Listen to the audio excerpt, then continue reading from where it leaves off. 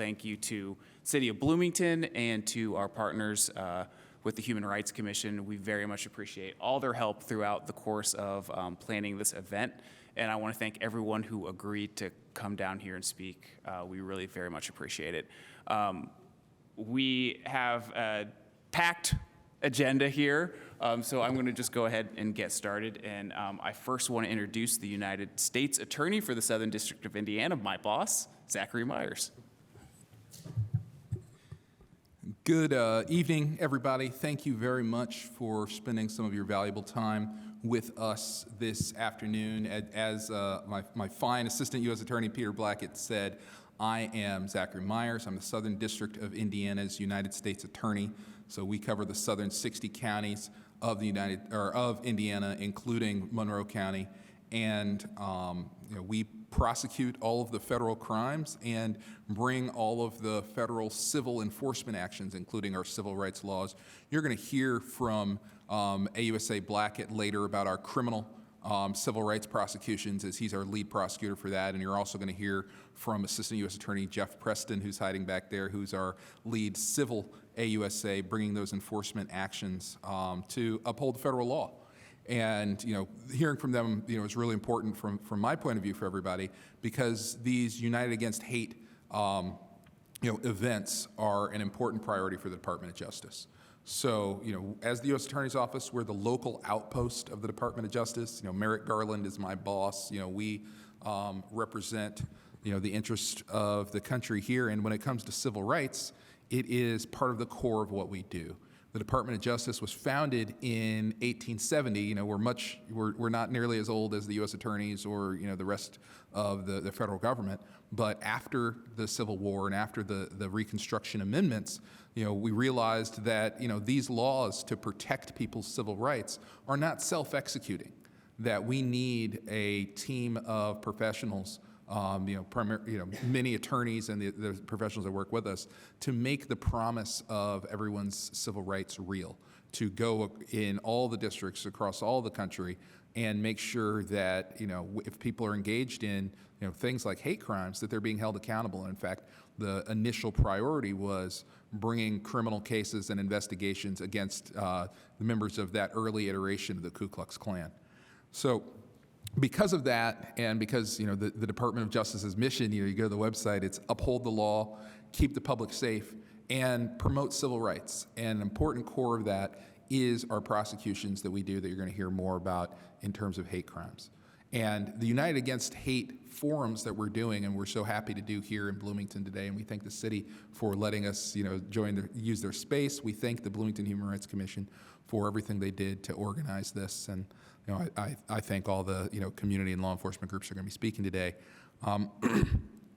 because we want to make sure, number one, just to raise awareness that everybody knows, from our standpoint, when we talk about civil rights violations, when we talk about hate crimes in federal court, what do we really mean?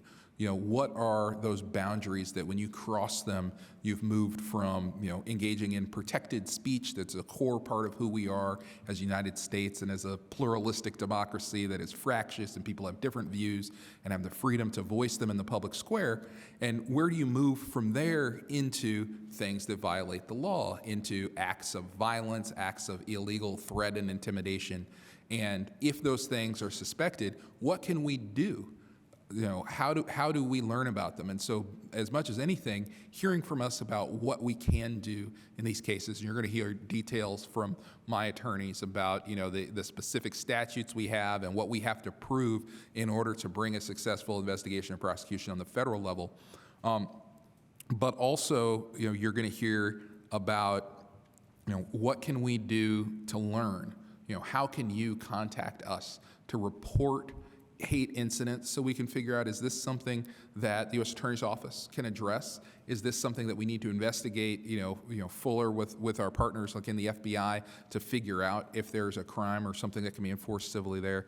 Even if it's not something that is actionable in civil or criminal court, there's still a problem, and how can we connect community groups and resources to try to address the problem, hopefully prevent future incidents and make the communities we live in, including, here in Bloomington and Monroe County, inclusive and safe for everybody who live here. It's also important for us, through these forums to build trust between law enforcement, the Department of Justice, and the communities that we serve, because we are here to serve you, and we want to make sure that you understand that we see you and support you, and want to make sure that we're doing what we can to make sure that all of your federal civil rights are being protected and respected. And finally, we want to make sure that we're getting to know the community groups and community members to build the kinds of alliances we need to truly be effective in our jobs. We can't just sit in our offices and hope that the work that needs to be done just comes to us. We have to build those relationships so that we can do the important work of the entire community together. And so I thank all of you for joining us. I thank those of you I see who are with us here online, and I'm thrilled to be here with you. And thank you very much, Peter. Thank you, U.S. Attorney Myers. Next up, we have the Interim Deputy Mayor, Larry Allen, for the City of Bloomington. Good evening. Well, thank you, U.S. Attorney Myers. Really appreciate you all being here. This is, of course, wonderful. I'm happy to welcome you all to our community if you're outside of it, as we strategize these ways to address hate crimes in Bloomington and the surrounding area. Obviously, throughout our history, Bloomington's seen its own significant share of hate-motivated incidents. And growing up here, I know that I've seen numerous hateful incidents that kind of punctuate or puncture the complacency that so often falls on communities like Bloomington over our history. Since 1990, our Human Rights Commission has kept track of these incidents, but while we have seen pernicious persistence in the number of hateful incidents, we have always sought, and our goal is to move toward action, as U.S. Attorney Myers indicated. Even while our state chose to stay on the sidelines, we have tried to use all the tools at our disposal to act. And we really appreciate this group tonight help propelling us further down the path of action.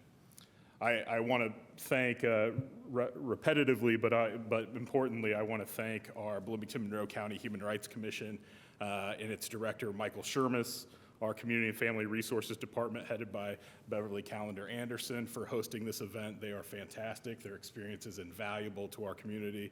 I also want to thank obviously our partners from the U.S. Justice Department, our prosecutor, Erica Oliphant, who's in the crowd tonight, Indiana University, of course, our strategic partners here locally and such a great help to us, El Centro Communal Latino, our esteemed and experienced local law enforcement that are here tonight. I see Sheriff Ruben Marte and, of course, Bloomington Police Chief Mike Dekoff, who have lent their years of experience to come to bear on these types of incidents and are a fantastic resource for our communities.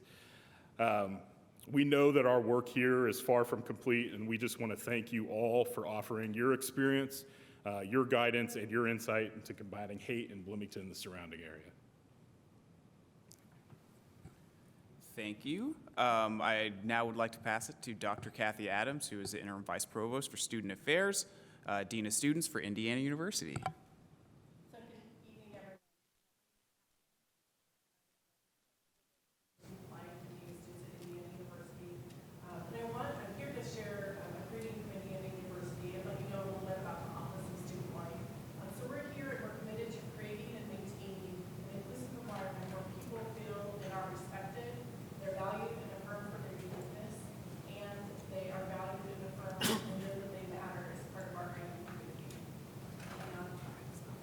Sorry, no one told me I had to push the button to talk.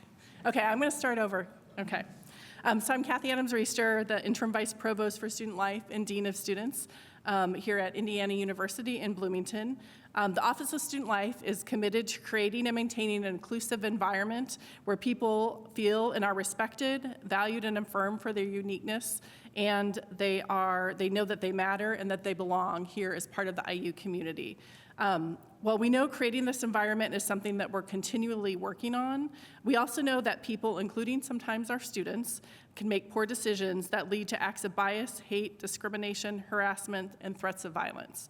We know that this is essential work and that we can't do this work in the Bloomington community without the help of both the City of Bloomington and our our Southern District attorney as part of that process, and our local law enforcement, both in the Bloomington Police Department and Indiana University Police Department.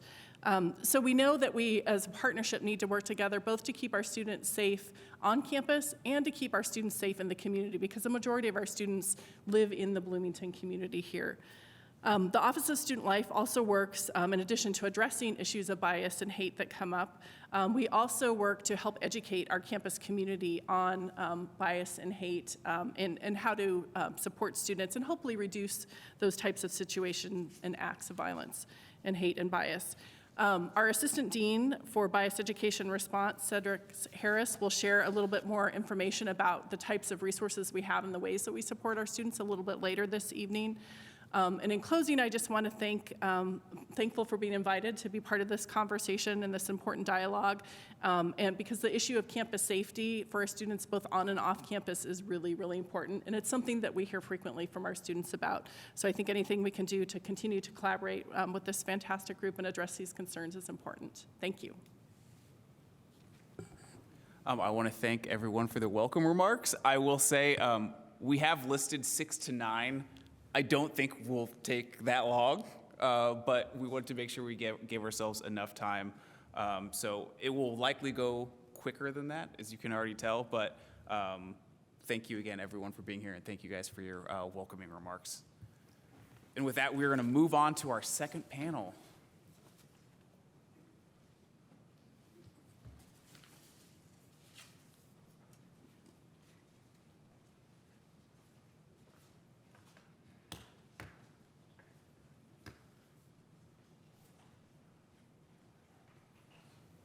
His PowerPoint's up first. Is his PowerPoint up first? Okay. Just, you have a clip. Can I see that? I think it should hopefully be right in front of you. It was earlier.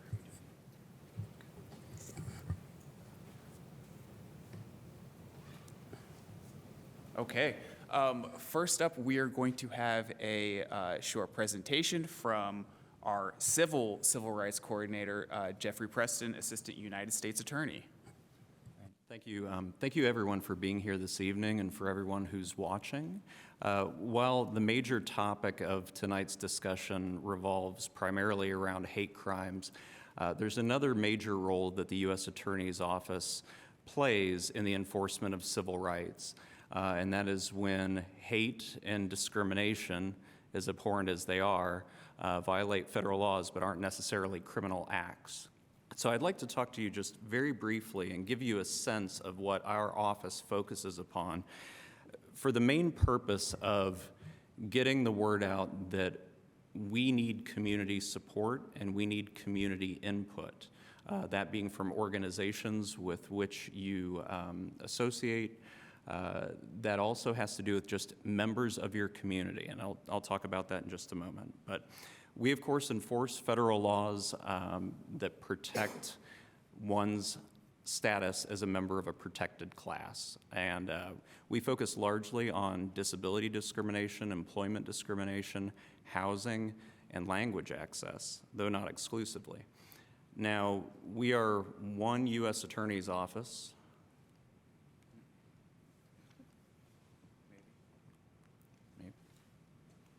Well, it did work the first time. Well, I'll just go on the fly. We partner, of course, with the Civil Rights Division in Washington, D.C. They have an entire division dedicated to the enforcement of civil rights, but we are the boots on the ground in our community because our office has a better opportunity to identify where issues exist and where we may be able to assist. So thinking broad strokes when I'm talking civil rights enforcement on the civil side, we're talking about the enforcement of the Americans with Disabilities Act, which can be access to public places, government facilities, and places of public accommodation.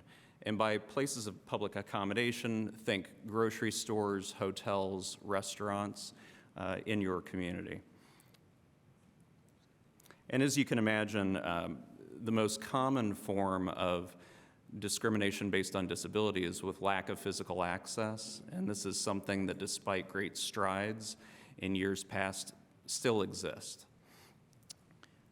We also enforce employment discrimination statutes. When someone is discriminated against on the basis of being in a protected class in employment, however, it only pertains to public employers. The Equal Employment Opportunity Commission enforces against private employers. We also focus on education discrimination, discrimination against protected classes in schools, and that can include English language learning students. And another large focus is on housing discrimination. This can take a number of different forms. In the rental context, which Bloomington has a large rental market due to the university, where landowners or landlords might choose not to rent properties to certain groups, lying either about availability, charging larger deposits, or refusing to make reasonable accommodations.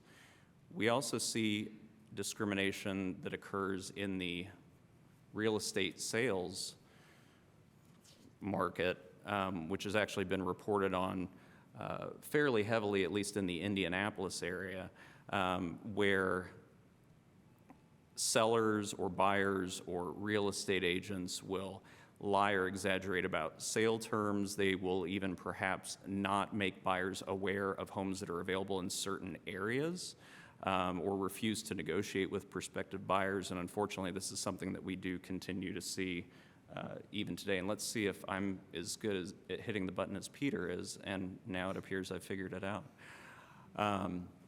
Another large focus area is on lending discrimination, where individuals may be more closely scrutinized in their loan application because of being in a protected class, or the lender imposes less favorable terms or conditions of the loan, requiring larger deposits or down payments, or even denying loans altogether in certain areas of the community, which is something commonly known as redlining.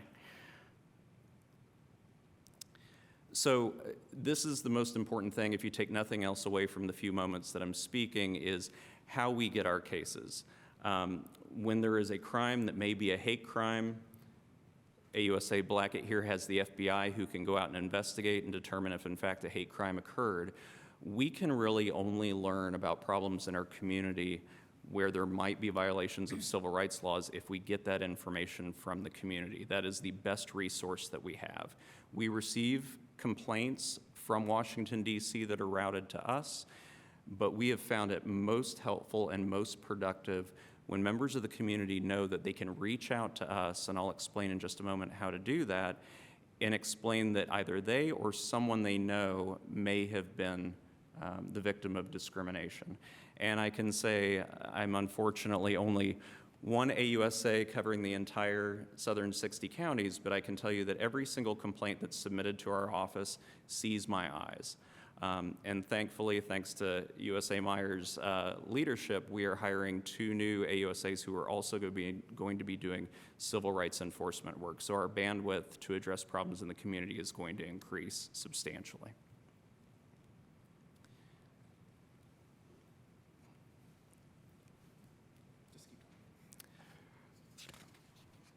It's a divided attention test at this point. We also, of course, look at news articles, and we speak with community groups. We speak with disability rights groups about issues that they see. But like I said, the most important thing is getting actual citizen complaints.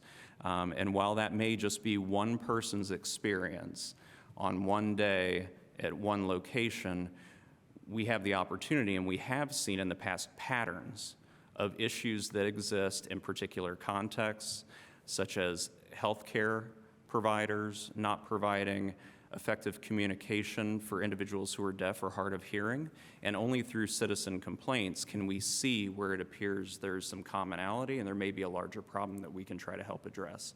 So at the end of this program, we brought a number of civil rights complaint forms that are is what you're seeing on the screen. It's a simple 2-page complaint form that can be submitted by email or by mail or even by fax if anyone uses those anymore. You can also access it on our website as well. So I would just implore you, if you can think of any groups, I'm thinking of the Human Rights Commission here in Monroe County, any groups that this complaint process can be disseminated to so that constituents can submit those complaints. I implore you to do so. It's the only way that we can be effective in our jobs. And with that, I thank you very much for just giving me a few minutes of your time. Thank you, Jeff. Yes, please.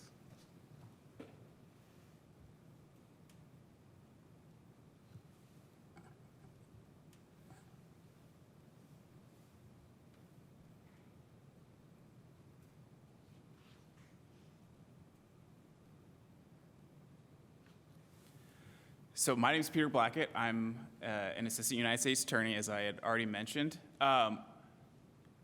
So I am Jeff's counterpart in criminal civil rights. So he does civil rights, I do criminal civil rights. This is working. We just gotta do the off on. At least See? we figured it out. There we go. Wait, there we go. All right. So I always like to start with this slide to say this is what the Southern District of Indiana is. A lot of times when I say I'm an assistant United States attorney, people look at me funny because they don't know exactly what we do. We are federal prosecutors. We have the Southern District of Indiana, which is a little bit misleading in the fact that we essentially have Kokomo down to Kentucky, which is considered the Southern District of Indiana. Of course, that includes Monroe County and Bloomington. So I always like to discuss what is a hate crime? What exactly does that mean? It's basically what this equation is, which is a crime plus the motivation for the crime being based on hate is what equals a hate crime. We have many federally protected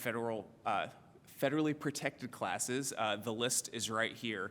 It includes race, color, national origin, religion, disability, sexual orientation, familial status, sex, gender identity. And why do we care about hate crimes? Well, we care about them because it really affects everyone. It affects the community. It affects not just the victim of that hate crime, but that victim's family, the people who are close to that victim's group, whether it is based on a religion or your race or your gender identity. And it really affects the entire community, which is why the Department of Justice has put so much emphasis on hate crimes. And so that's why we want to prosecute these hate crimes. So the thing that I think sometimes trips people up is we still have our protected free speech. It is not against the law to be racist. It is not against the law to hate people because of their religion or their gender identity. You can have all the hate in your heart that you want, as much as we dislike that, but that is not illegal. What happens is when you then take that hatred or dislike of someone because of who they are, and then you act on it and commit a crime, and then that's when we have a federal hate crime.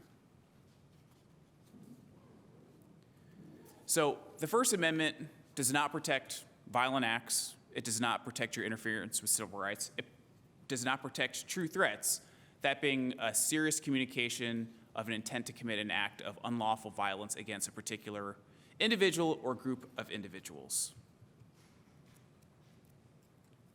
So this is the overview of our federal hate crime laws. As the United States Attorney mentioned, our federal hate crime goes back to right after the Civil War. It's one of the oldest federal statutes that we have. It goes all the way back to 1870, and we still use it today for prosecuting hate crimes. What has happened over the years is we have expanded what constitutes a federal hate crime. Just for an example, in 2021, Congress passed the COVID-19 Hate Crimes Act, which was in response to a spike of hate crimes against Asian American and Pacific Islanders during the COVID-19 pandemic. This past March, Congress passed the Emmett Till Anti-Lynching Act, which enhanced penalties for lynching and specifically added lynching and conspiracies to the Hate Crime Prevention Act. And we've also had things like the Church Prevention Act in 1996 as well. So this is the federal statute for Hate Crime Prevention Act. I will not make you memorize the 18 U.S.C. Section 249, but this is basically the elements that we have to prove. And what I'm looking at whenever a federal civil rights case, a potential case comes before me is, do I think I can prove all three elements? And we're going to hear from the Monroe County prosecutor here in a little bit, but I will say that just because something does not fit a federal hate crime does not mean that it's not a crime. And that does not mean that it will not get prosecuted, and it does not mean that it should not be taken seriously. Sometimes we have something that maybe is more appropriate for state court, or maybe the case would be better in state court, and we will basically defer to whatever the best venue is for a crime, and that's why we work so closely with state prosecutors. And I have a very good relationship, I like to think, with most of the offices, so we work hand in hand together. But these are the elements that we have to prove for a Hate Crime Prevention Act. Willfully cause bodily injury through the use of a fire, firearm, dangerous weapon, or explosive or incendiary device because of the victim's actual or perceived race, color, religion, national origin, gender, gender identity, sexual orientation, or disability. This is the Church Prevention Act, Church Arson Prevention Act. This is for when people intentionally deface or damage or destroy religious real property because of the religious character of that property, intentionally obstruct by force or threat of force a person in the enjoyment of free exercise of their religion. We also have the Fair Housing Violence Act. Use or threaten the use of force to willfully injure, intimidate, or interfere with any person because of race, color, religion, sex, handicap, familial status, or national origin, because the person was engaged in certain housing-related activities such as selling, purchasing, renting, financing, or occupying a dwelling. So, again, this is, and Jeff kind of already talked about the discrimination part, so I won't go too deep in depth, but we take these really seriously. They're really important to our office. We're here because we want everyone to know to report these to law enforcement. There are a number of ways that I can get involved in a case. It happens by people in the community reaching out to our office or the FBI. It happens by law enforcement agencies reporting something to us. It happens by local prosecutors' offices calling us. It happens when the U.S. Attorney reads the news and says, "What's this? I need you to look into this." That happens quite often. And we just want to let you know that this is really important to us. That's the whole point of this, is to reach out to you guys to let you know that we're here. This is what we do. I am the criminal civil rights prosecutor for the Southern District of Indiana, which means if something happens, I'm the person who is prosecuting it. So this is my face. Here I am. So you know this is what I do. We have a number of ways that you can get support. Obviously, when a crime occurs, if you need immediate help, call 911. But we have this DOJ support, which is listed in this PowerPoint, justice.gov/hate crimes. We have the FBI's tip line, which I'm sure FBI will talk to you a little bit more about. We have the DOJ, this is the DOJ hate crimes website, which has information on it. But more importantly, we have this email address. And when you submit something to this email address, it goes to two people, myself and Jeff Preston. So if something happens and you submit something to that email address, it comes directly in front of us and we read it, and then we can decide, do I need to speak to the FBI? Do I need to speak to the local prosecutor's office? Is this something that I maybe need to send Jeff's way because maybe it's not criminal, but there is maybe some civil liability for what occurred? But if you send an email to that email address, it comes to us. So again, the whole point of this was to let you guys know that we're here. This is our civil rights website, which I know our office is very proud of. They worked very hard on this. So this is, again, it has more information and it has a direct link to that email address. So if you go to this email address that is listed, you can, again, submit whatever complaint you have and it will come directly to us. I just want to, again, thank you guys so much for being here. We really appreciate it.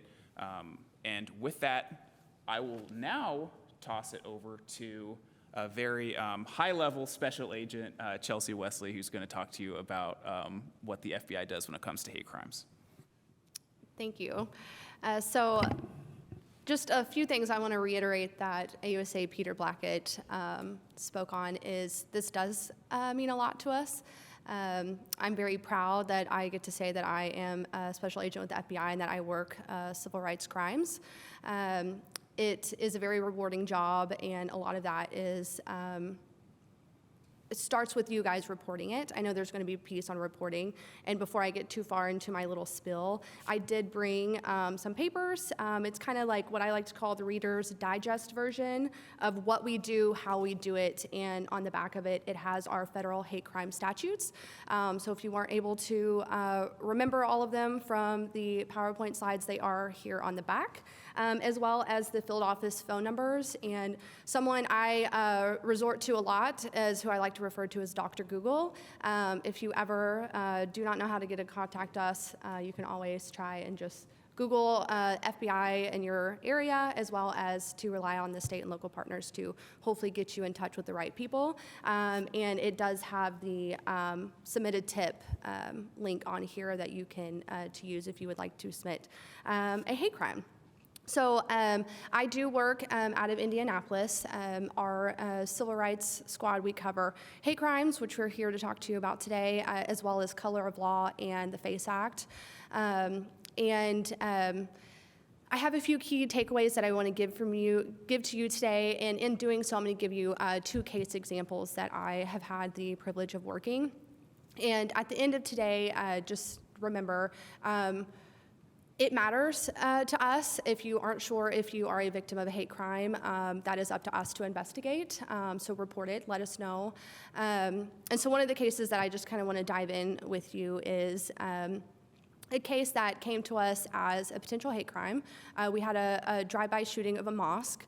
And a lot of times when we take on these cases, we're not sure where it's going to lead us. And unfortunately, it doesn't always lead us to a hate crime charge. And in this particular case, we did not get the hate crime charge. However, we were able to work with our state and local partners, and they were able to help us identify that the casings found on scene were actually tied to other cases of shootings. And we were able to come across with other federal charges. So if you're ever in the back of your mind not sure if something that has happened to you or to someone else is a hate crime, let us decide, let us do our investigation, and know at the end of the day, and to reiterate something else that Peter said, if it is not in the hate crime realm, that we do have our local and state prosecutors that we can reach out to, because sometimes there's a federal nexus, sometimes there's not a federal nexus, sometimes there's state and local, sometimes there's both. So let us do our jobs to investigate, to see kind of where your situation falls. Another case example I'd like to give to you is, and the key takeaway for this one is reporting. Some of our cases come to us either by you, the victim, or a witness, or by the state and locals. And we had a local detective who came across this case, and unfortunately, she knew that this would not be a local charge. And sometimes, unfortunately, hate crimes do not come across our desk on a regular basis if it's not for you guys.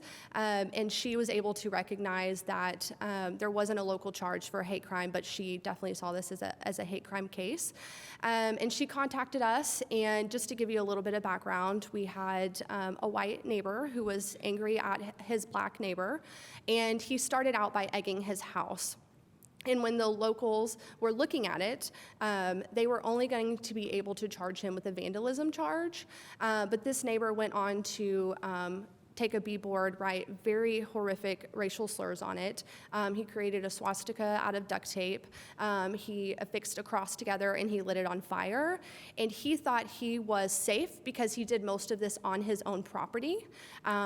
But when you start looking at the breakdown of what a hate crime is, he was meeting and checking all the boxes where we were actually able to charge him with the Fair Housing Act crime. And so it is very important to us as the FBI to have good working relationships with our local and state prosecutors and law enforcement partners, and with you as the community, because something that may not reach a local or state level potentially could reach the federal level, and vice versa. And so, again, to reiterate, just give us a call and let us know. In this particular case specifically, if it wouldn't have been for the locals reaching out and recognizing that there could potentially be a federal nexus to it, we potentially never would have heard about this case. It happened in June of 2020, and we all are aware of what June of 2020 looked like. I feel like a lot of people were made more aware about hate crimes at that point in the reporting, but sometimes without you coming forward and giving us the opportunity to see if there is a case there, that we may never find out about these and be able to move forward. So I appreciate you letting us come and talk to you today. I think at worst, if you aren't really sure if something you have in mind meets the hate crime nexus, if you're laying in bed, reach out to Dr. Google. I'll figure out who I can leave my pamphlets with, and to see if maybe this is something that you may have knowledge of, and to report it to us. Because again, like they were saying, maybe we see something in the news that we can investigate, but that's not always the case. There could be something that happens in your local neighborhood that we may not be aware of, and if there's not a local charge, there's potentially could be a federal charge. And I don't have a job without you guys, and I take great pride in being able to be a part of the investigations. And if there ever is a case that may not reach the hate crime nexus, that hopefully maybe through our investigation we can offer you some peace of mind to be able to let you know that maybe this case wasn't a hate crime specifically for you, but there still are other federal charges out there that we can maybe prosecute and charge the individual on, to be able to provide you some kind of peace of mind in the end result. So with that, I do appreciate your time tonight. I think we'll have a little Q&A afterwards, so if you have any questions, please feel free to ask them. But the biggest takeaway is to report and know that we are here for you guys, and we just appreciate your time. Thank you so much, Special Agent Wesley. I now want to pass it to the elected prosecutor in Monroe County, but before I do that, I just want to say thank you so much. Your office is always tremendous to work with. You and your chief deputy are very, very easy to work with, which is not always the case. So I just wanted to personally thank you, as I've had many conversations with your chief deputy. But I just wanted to say thank you before I pass it on to you. But with that said, the elected prosecutor, Erica Oliphant. Thank you. I appreciate the kudos. My chief deputy is Jeff Kerr. Some of you might know him, but he does work very hard, and your office has been great to work with as well, so thank you. My name is Erica Oliphant. I am the Monroe County Prosecuting Attorney. I have worked in the Monroe County Prosecutor's Attorney since November of 2009, when I started in traffic and misdemeanors. I worked my way up through major felony cases, and in 2018, I was elected to serve as the head of the office. Throughout my career, I have handled criminal cases ranging from everything from a C misdemeanor, possession of paraphernalia, all the way up through murder. And I would tell you that I have never prosecuted something that is called by law a hate crime, though I would say that many of the crimes I have prosecuted have been motivated by hate or bias. Indiana does not have a separate crime or statute that defines or describes a hate or bias crime. So I often get asked, and have throughout my career, why I have not filed a hate crime in various cases, and that's why.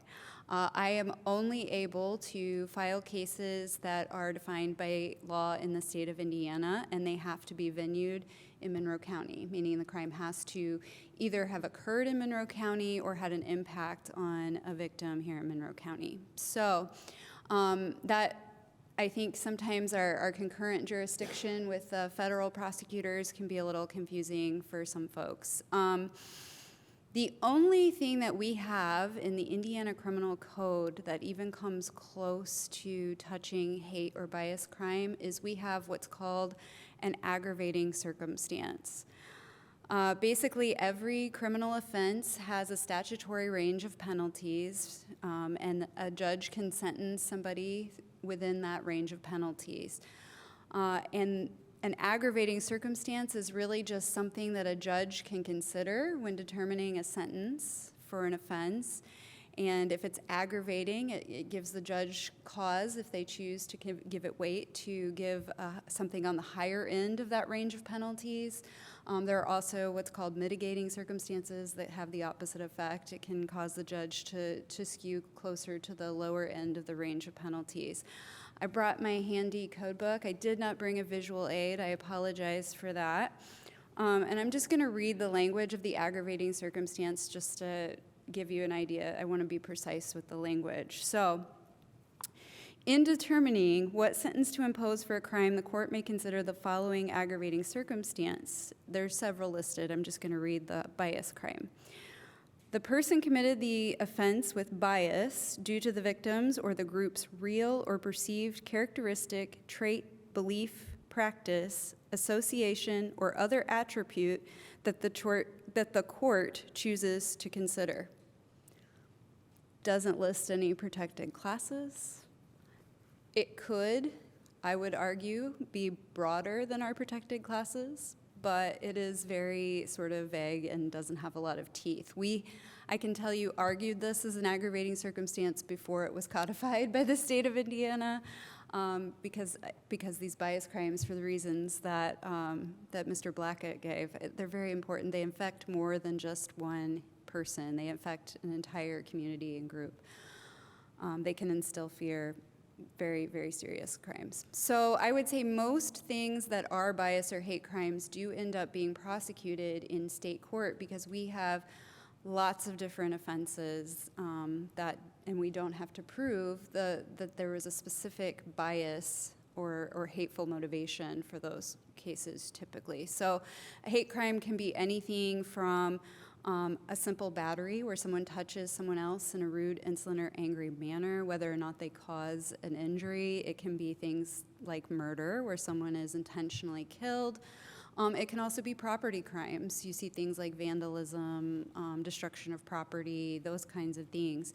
And again, that is not a hate or a bias crime by Indiana law. It's one of many batteries or murders or criminal mischiefs that we have.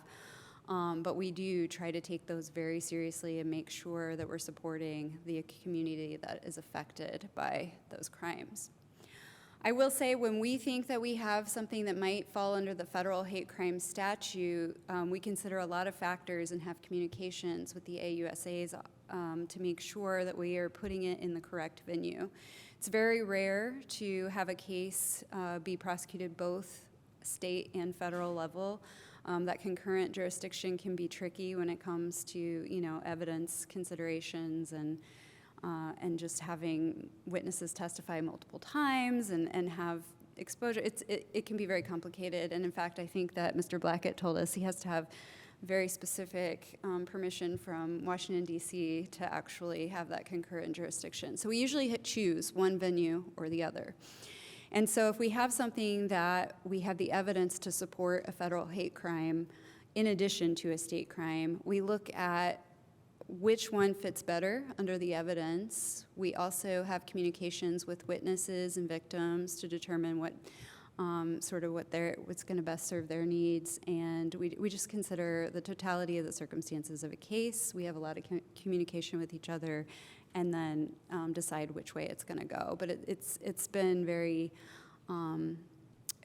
helpful to have good communications with the U.S. Attorney's Office. I will say that Mr. Myers has done a good job of reaching out to state prosecutors and making sure that we know who he is and how we can reach him if we need that support. I will also say, as a practical matter, if you are a victim of a hate crime, if you or your property are in danger, I would encourage you to report that immediately to your local law enforcement. The sooner that you report it, the easier it is to investigate those cases and the easier they are to prosecute, whether it's by my office or by Mr. Blackett. So just make sure, report it, and be as detailed as possible in your report about the motivation, what was said to you, what was communicated to you, and what happened to you or your property. Because really that early detection and investigation is huge. And also just making sure that you're protecting your own personal safety is going to be the first concern. So get yourself out of a dangerous situation as soon as you can. I feel like I have more material and I have now lost it, but I have often had cases that were investigated by local law enforcement that have then gone to be federal cases. I've also had the opposite, where the federal investigations, like the FBI and those kinds of things, have ended up coming to state court. So we do have a good relationship in that regard where, if you report it to the wrong place, don't panic. It's not really the wrong place. We're going to communicate and get you to where you need to be to get the case handled appropriately. If you ever have any questions about a law violation in Monroe County, you're always welcome to reach out to my office.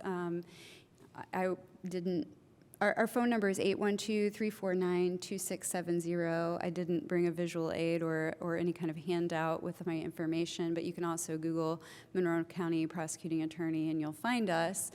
I will say, just as a word of caution, we are not an investigative agency. We do not have investigators that originate those criminal investigations. So if you are calling to report a crime, I would encourage you to call the Monroe County Dispatch or the law enforcement agency where the crime occurred, and that'll get that investigation going. You are, of course, always welcome to reach out to me, though. If you've lost track of what's happening in that investigation, I can usually help make connections with the local police agencies here in town. So all of that to say, I think that many hate or bias crimes do come to the state prosecutors, but we are very grateful to have the hate crimes legislation at the federal level and the support of the U.S. Attorney's Office in those matters. So thank you so much. Thank you. We are going to open it up for any questions that anyone may have. I will make one comment, which is we cannot discuss pending cases, which you may have specific questions about. So we can discuss other stuff, but we can't tell you about specific pending cases because we want to make sure that we protect the integrity of those cases. Anyone who wants to ask a question, you should come up and state your name at the podium and ask the question here at the podium. And we'll let anybody know if there's somebody on Zoom.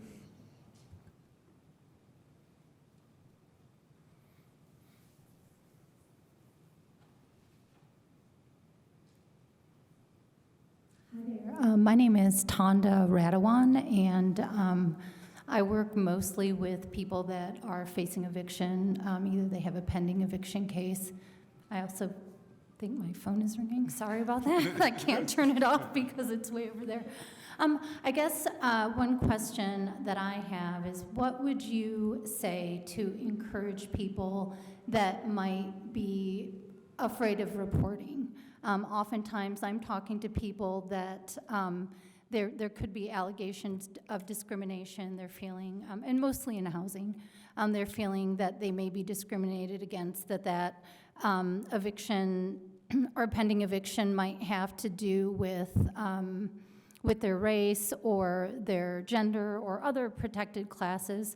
And what I hear often is, I'm afraid. They're afraid of retaliation. They're afraid of losing their housing. They're afraid of what might happen to them or their family by reporting that case. What would you say to them to encourage them to file that complaint?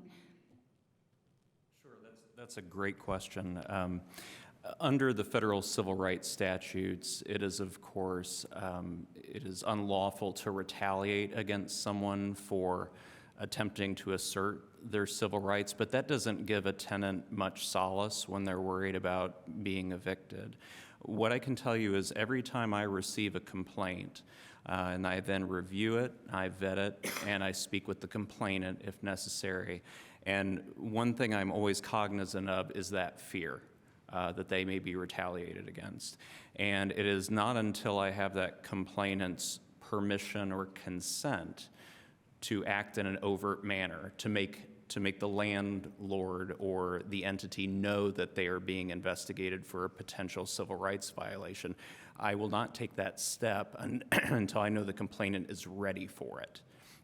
So that is to say that I'm able to do work behind the scenes, determine if this is something that is potentially a colorable civil rights violation, and then work with that complainant to determine if and when the best time is for me to reach out to that landlord, to that entity, to say, we have reason to believe that there has been a civil rights violation, and we are now investigating it, and we are going to take steps to investigate it. The other thing I can say along those lines is, and this is a testament to how far civil rights enforcement has come in the last 20, 30 years.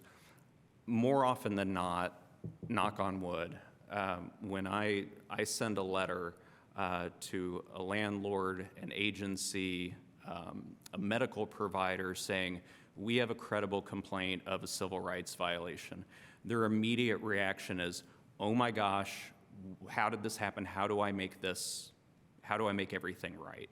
Which is far afield from where you can imagine we were decades ago. But because we're always trying to move the ball forward a little bit with everything we do with civil rights enforcement. And so I would say, in advice to those people, that generally when they understand the Department of Justice is looking at their behavior, they're likely to be reluctant to take steps that get them in further hot water. That's of course not an absolute. There could be exceptions if people are acting irrationally.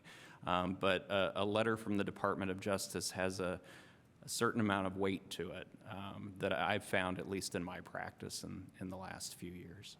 I guess if I'm a follow-up question to that, so I know that here, not just here in Bloomington, Monroe County, but in other areas, a lot of that, the property management and management of and ownership of a lot of the larger complexes are being bought out and changed. So you would have had a local property manager that is now become a regional partner that was bought out by another subsidy. Like, how far does that go? If it were an incident where it's a particular property management individual and there are a lot of separate incidences of similar behavior, what would happen beyond that individual? Does it go up farther? If it's noticed that many incidents are happening within the same region of properties that are owned and managed separately, is there anything that happens in that arena if there are a lot of alleged complaints against the same party? That's another great question, and I'll answer it in two parts. The first is when I'm becoming aware of problems within the Southern District of Indiana, I'm looking at two different things in deciding if we can use our resources or should use our resources to address it. The one is there a concrete harm that I could prevent? Is there a serious harm? And even if that's for one individual, it's worth taking that step. The other thing that I alluded to earlier with complaints is that we may see a pattern of additional wrongs that have occurred.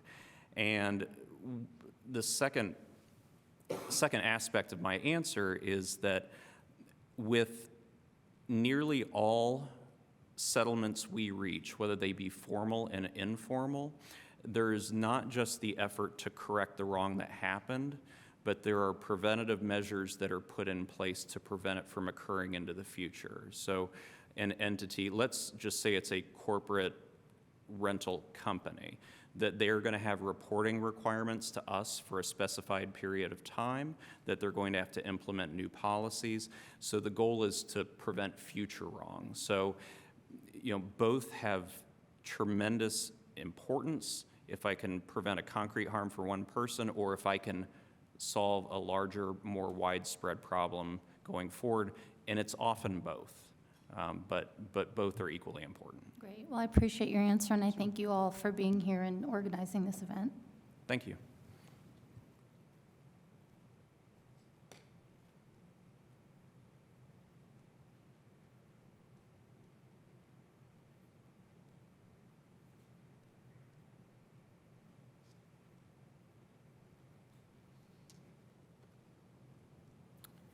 Hello, my name is Marta Jasicki, and I believe that I was a victim of a hate crime a week ago Monday.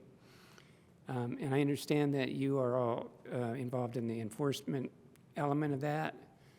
My question, which maybe I'll get to after some background about what happened to me, it will be forthcoming. So I'm a crossing guard for a school crossing guard at Kirkwood and Maple. It's a very public area. And a man kept calling me a pedophile. And I said, "Sir, I'm not a pedophile. Please stop calling me that." So he walked away, and then then he came back and he pushed me down, and I fell and I dropped my stop sign, which is a metal stop sign, and he picked it up and hit me with it. So, and then he kind of dashed off. And the police came and they did apprehend him, and he confessed to this. The issue that I've had about this, it wasn't a bit, I was so very, very lucky. I had these very minor things when I fell, and then he hit me on my butt. And luckily, I guess I have a nice hard butt. But the issue that concerns me was the pedophile commentary, because that is a term that is being thrown around in an accusational way that concerns me to the point where a follower of certain people are going to be led to use that term. And when you push back, which I'm going to do, and I don't know that enough people are doing that, but I feel like what I'm asking you guys to do is, I don't really care that much about this individual. He's just a lost being who's angry and mean and has grievance. But the issue, I believe, is the hatred itself, and the idea of there's an industry of hatred. This is an industry with radio talk shows, and I would say, one, party, the GOP, I'll say, is not being confronted with fixing that, because it is not about the United States. It is still about this division. And so my question then would be, is there some kind of area where we could go to just, that is the focus, is not the deterrence of stop doing it. It is, why are you doing it? And it's because it's being conditioned. These people are being conditioned to hate. And would you have a public, it's not me, it's just the idea of a crossing guard who is like a sacred part of the community, I think, to be attacked. And it was sort of even downplayed a little bit, I felt like, but maybe he realized that I wasn't seriously injured, but I just feel like that job, that is something that needs to be, that goes to the consciousness of America right now. And it's like, well, let's just call people these names, and let's just keep hurting, and go out and beat them up. And I know that this has gone on with civil rights forever. And so, but I just feel like there are ways to focus on it, and maybe you can explain if there are some things. I know I'm talking too much, so. So first of all, I want to say I'm sorry that happened to you. That shouldn't happen to anyone in any community. It does matter. I hope you know that it does matter. I hope you know that a lot of people are not okay with that. it very much sounds like a law was broken, and I hope that you get justice for what happened to you, but I hope you also understand that it matters to people and it matters to the community, and I'm very sorry that happened to you. So, as I mentioned earlier, and this is kind of one of those, it's an unfortunate thing, but also it's kind of one of the foundations of our country, which is free speech, right? You can't stop the KKK from marching down the street. You can't stop someone from having hate in their heart. You would hope that someone, especially in a place like Bloomington, where people was, is such a loving, outgoing community, that people would be respectful to each other. That's not against the law, but obviously once someone physically harms you, then it is against the law. As far as prevention goes, we can be out here. I mean, this is part of prevention, right? That people understand that if you do something like what happened to you, that there's going to be consequences.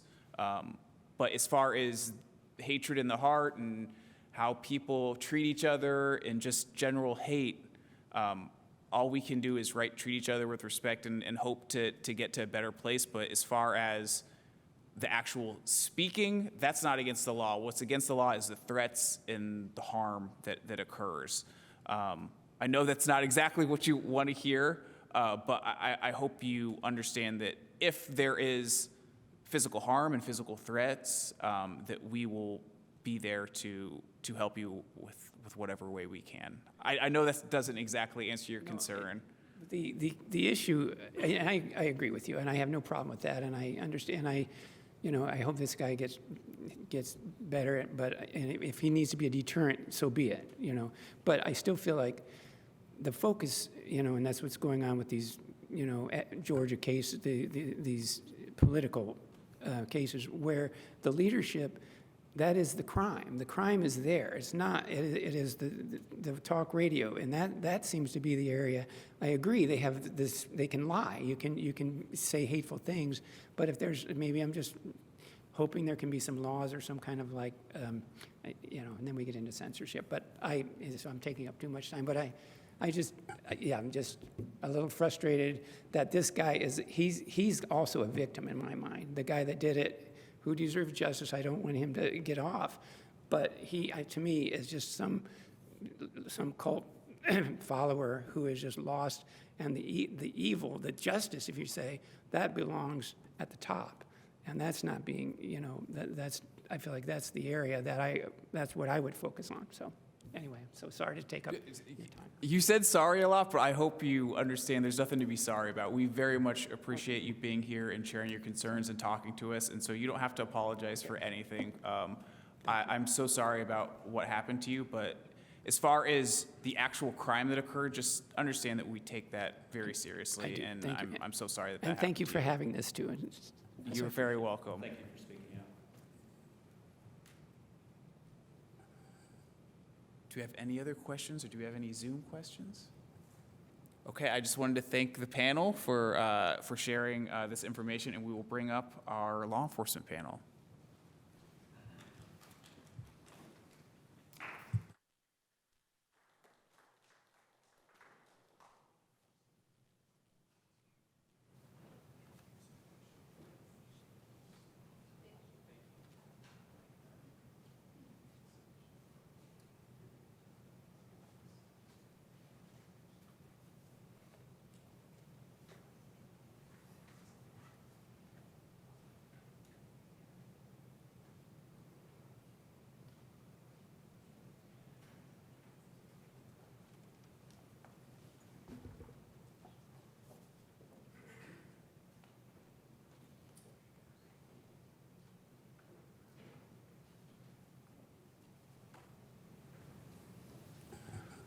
Okay, we will move on to our next section here with our law enforcement. I want to thank everyone again. I know everyone is very busy, so I very much appreciate you guys for being here, representing your agencies, and talking about what you guys do and how important hate crime is to your jobs. And we will start off with the Chief of Police, Michael Dakoff, from the Bloomington Police Department.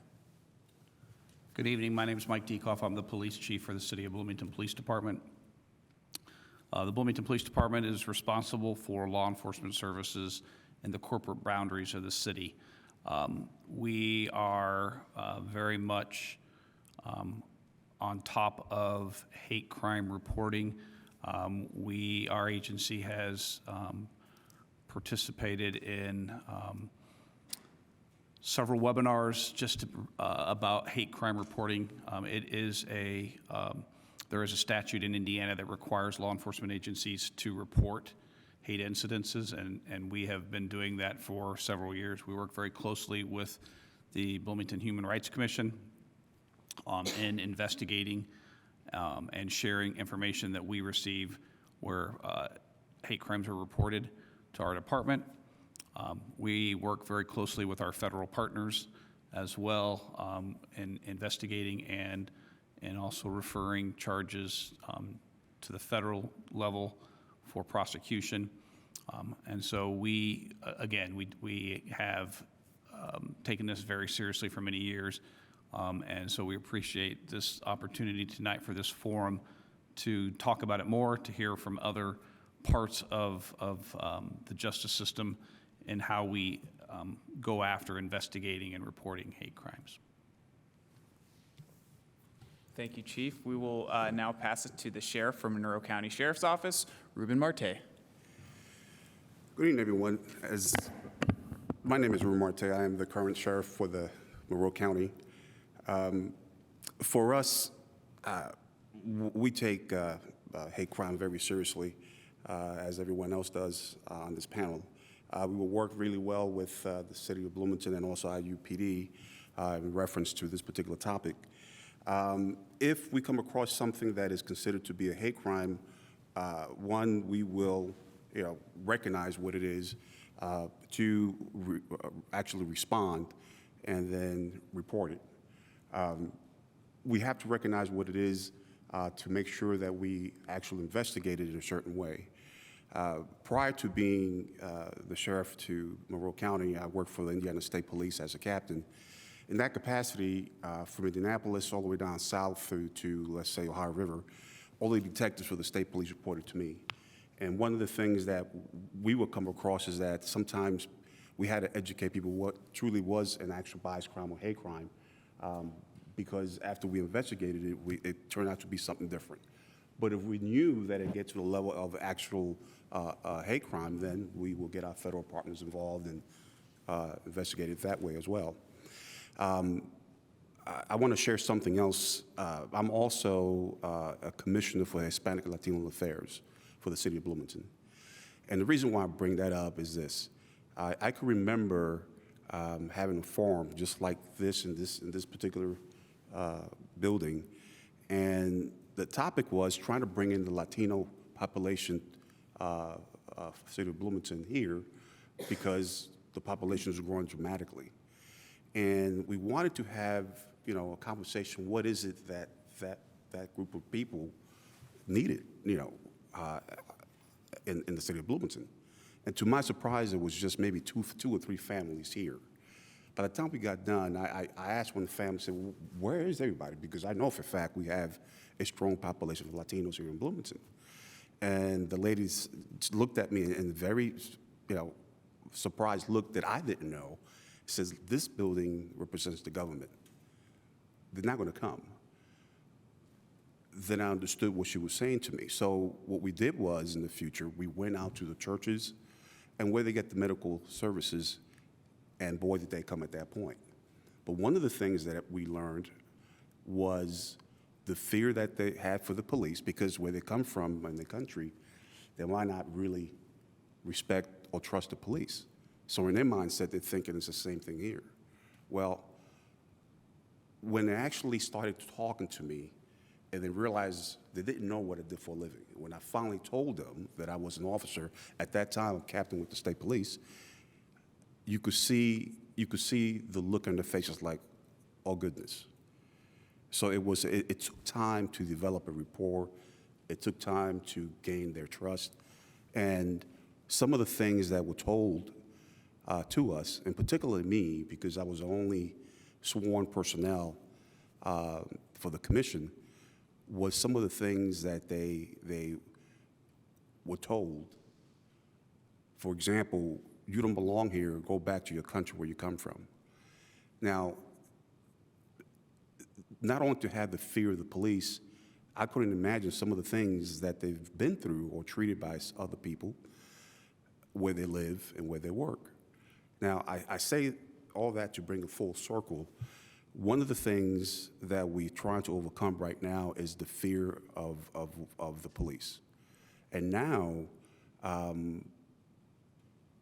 the fear that if they actually file a complaint of being treated through biases or hate crime, how they're going to get retaliated against. So it's to me, this is very much welcome. I think we need to do it more often because there are truly people in our community that are suffering in silence at the hands of other people, and we might not even be aware of it. The ones that come forward, the ones that actually, could speak English, or when I speak to them in Spanish and actually volunteer what they've been going through, those are the ones that actually spoke up. What about the ones that are so afraid that we're not aware of? So I really appreciate that we're doing this forum. I think we need to do it more often. I think once the community realizes and see that this is an issue that we, all of us together, could actually help out a tremendous amount of people out there that truly need our help. I'm very fortunate to have a community that the local law enforcement, we work together very strongly, and we will help each other. So can this be done? Absolutely. Can we do it alone? No. We need the public trust, and we need the public to be able to talk to us, because if they don't report to us, we can't help. Thank you. Thank you, Sheriff Marte. I will now pass it to the Deputy Superintendent for the Indiana University Police Department, Brad Seifers. Thank you, sir, and good evening. Pleasure to be here to chat with you. Indiana University Police Department, so our jurisdiction is primarily the campus. I'm not going to steal Dean Harris's thunder about the resources that we have in the bias reporting and explain the process. We try to remove as many friction points as we can if someone wants to report something to the police. And we understand the sheriff said there's instances where they don't want to talk to the police, but they want to report what has happened. And so we have an anonymous portal where the community members can send us their concern or the incident without telling us who they are, so that we can begin to look into it and try to solve the problem. Sometimes we can do that without knowing who it was. So the university also has a bias reporting portal. Now I'm going to let Dean Harris talk about that resource. He's the expert there, but that can sometimes trigger what's called the behavioral consultation team. And if the bias response team thinks there's a real or perceived threat, then they let the behavioral consultation team know, which is another group of community members on the campus that does involve law enforcement. And then if that is determined to be a real or perceived threat, then we start what's called a threat assessment, and we get investigators involved to determine what the true level of threat is against a person. And that's going on while the bias incident is being investigated as well. They go on together. We don't wait for one or the other. And I'll just say we have great partnerships, right, with our local partners and with our federal partners, and we consult regularly. But our goal at IU is just to remove as much friction point as possible if somebody wants to report something to us. Like you said, they don't always want to talk to the police. So thank you. Thank you so much. We have listed a Q&A session for our law enforcement partners. Does anyone have any questions for anyone who's on this panel? Do we have any Zoom questions? Thank you guys so much for speaking. We really appreciate it.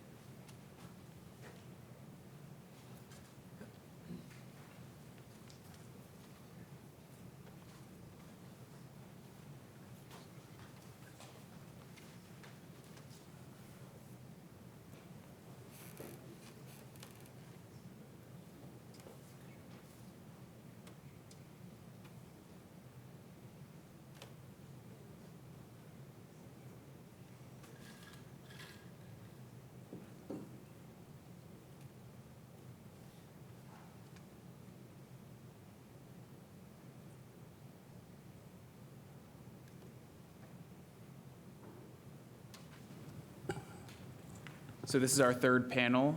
These are some community resource providers here in Monroe County, and I want to thank everyone for agreeing to participate in this, talking about what you guys do and just giving more information to the public. We will start with Sandra Britton from El Centro Comunal Latino, and if you wouldn't mind just talking about your organization and what you guys do. All right, thank you. On? There you go. Okay, all right. Good evening, everyone. Yes, I'm with El Centro Comunal Latino, which is a community-based organization. It's a nonprofit that has been serving the Latino population since 2003. I'm the board president, and I'm very proud to be a part of the group. We have been able to accomplish a lot, and even though we're a nonprofit, we managed to somehow stay afloat and help assist our population. Our goal, our mission is simple. It's mostly to be of support to the Latino population, to be able to connect them with the services that they need. As it was mentioned by Sheriff Marte, we have it's a population that is growing, and then they're dealing with migration issues as well. So there's a lot of ups and downs, and there are situations in which they really do need a holding hand that will guide them and get them connected with what is going to help them adjust in the community. So we basically try to connect them as much as we can and be there for them. We feel very strongly that what is happening here today is a very important message that we support. We want to be a part of it. We do want to be available to partner with any organizations that we can help and be a part of. But we definitely just want to make sure that the community is aware that we are there, that we are a resource, and check us out in the website, like Chelsea was saying, Mr. Google. Go there and find us, and there is a whole history about how we were started and what we're about. So yeah, so I'm just very proud to be a part of this panel today. Thank you so much. I will now pass it to Assistant Dean Cedric Harris for Indiana University Office of Student Support and Bias Education. Great. Hello, everyone. I'm glad to be here. So a little bit about what I do. I've been at IU for almost 30 years now, and so I've been a part of responding to bias incidents on campus. As a university, we're responding to bias incidents since 1988. And have had like a formalized process that when students experience issues of bias on campus or in the community, they have a place to go to tell their story, to be heard, to be believed. Right now it's me, and I have a new associate director, so the two of us are the ones who do all the responding that needs to be done in supporting students. And there's a group of people also part of this network that also can help out in that regard. I'm going to read you our definition of what bias is, in the educational things I do with students, and a lot of people out there confuse bias and crime and hate crime. They think it's the same thing.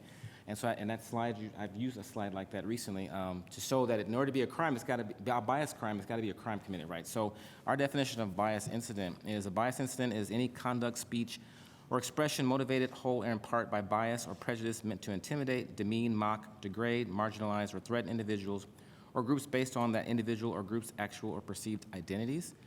Another thing that it's sometimes difficult for young students to understand is the free speech part of this. And so when I talk to them, they can't believe that hate speech is protected speech in the United States, and they want to basically cancel this person who said this horrible thing to me or wrote this on my dry erase board, and we just can't do that as a public university, and so we're there to support them. So if a student reports something to us or someone reports to us about a student, if it happens in Bloomington or on campus, we reach out to talk to that student, set a meeting up, offer them support, offer them resources, and find out what they want to do. We're very victim-driven, so what that student wants us to do, we will try to do to support them. Many times they say do nothing. you can't do anything about this anyway, so just do nothing at all. Sometimes they want us to actually talk to the person who said the thing to them. If it's in the city, we don't get that many reports of things that happen in the city, so I hope this is a great educational thing for students that live in the community to know that we will support them. But let's say we do get something, somebody get a business owner may have done something, or a student has walked down Kirkwood and somebody had said something, we'll reach out and talk to them and figure out what we can do. If we need to call the Bloomington Police to share this with them, we will do that. The Human Rights Commission, we will also share information and let the student know they can report there as well. So our overall goal is to provide support and help them know that we believe what they're telling us, and we want to try to find out. We don't do the investigative work. If it's on campus, we have another office of people that do, the police department will do investigative work. We just are there to support and help them feel like they belong in the community. So thank you. Thank you so much. And finally, we have Ryan Chade with the Bloomington Human Rights Commission. But before I pass it to you, I just have to tell you, it has been an absolute privilege to work with Michael in setting this event up. And I want to thank your office so much for all the help through setting up this forum. Yeah, Michael's been great as our new director. He's been our new director since January, so congratulations to him and getting this all set up. So thanks a lot, Michael. I am the chair of the Human Rights Commission, the Bloomington Monroe County Human Rights Commission. And we were established in 1984 under the City of Bloomington Human Rights Ordinance as the Bloomington Human Rights Commission. And this year, we combined with the county, so we are now the Bloomington Monroe County Human Rights Commission. And we were, the Human Rights Ordinance of Bloomington and Monroe County prohibits discrimination in employment, housing, public accommodations, and education on the basis of race, sex, religion, disability, color, national origin, ancestry, gender identity, sexual orientation, veteran status, or housing status. It also prohibits discrimination in housing on the basis of familial status. It has jurisdiction over the entities within Bloomington and Monroe County city limits, with the exception of Indiana University, as well as areas under the jurisdiction of towns of Ellettsville and Steinsville. These areas are reserved they're served by the Indiana Civil Rights Commission. And the ICRC has statewide jurisdiction and may investigate a complaint in any part of the state of Indiana. Furthermore, we have 7 volunteer members, along with our city director, who take in complaints and investigate those complaints. So the city attorneys also advise us as well on the legal issues that are before us. It was designed to enforce the Bloomington Human Rights Ordinance in a fair and timely manner, educate community members about their rights and responsibilities under various civil rights law, to raise awareness on all human rights issues, to ensure contractors and subcontractors on city jobs pay employees applicable common wages, to ensure that the city as an employer, governmental entity, and provider of public accommodations complies with the Americans with Disabilities Act, and provide the community with information about the ADA. We investigate, as I mentioned already, and determine whether or not someone has been a victim of discrimination and issue settlement requirements if the entity accused is found in violation of the Bloomington Monroe County Human Rights Ordinances. If someone in the county is concerned, they are more than welcome to get in contact with us, especially if their rights have been violated, or if a hate incident has occurred that someone wants to report. Although we do not investigate bias incidents or hate incidents, we do want those reported to us as a city as well. You can also send anonymous, this is just new, we just put this in the last month or two, a complaint form online where you can submit anonymous reports to us so that we can have a good feeling about it's not really a good feeling if it's a hate incident, but so that we have a better feel of what is going on in the community regarding hate crimes. You can find more information on our website, bloomington.in.gov/boards/human-rights. You can send the director an email at human.rights@bloomingtonin.gov or call 812-349-3429. And we will be happy to listen and hopefully resolve whatever complaint you have. Thank you so much. That concludes our forum. I want to again thank everyone who took time out of their very busy schedules to come and speak on the panel. I want to thank the Bloomington Monroe County Human Rights Commission, the City of Bloomington, Michael and Beverly specifically. Thank you guys so much for all your help setting up this event and all of our numerous Zoom meetings that we have had over the last few months. Bloomington's a very special place in my heart. I grew up in Bloomington, so as the criminal civil rights prosecutor, when DC says you have to do this, I get to choose where we do it first. So I chose Bloomington. So I thank you guys again so much, and have a good night. Thank you.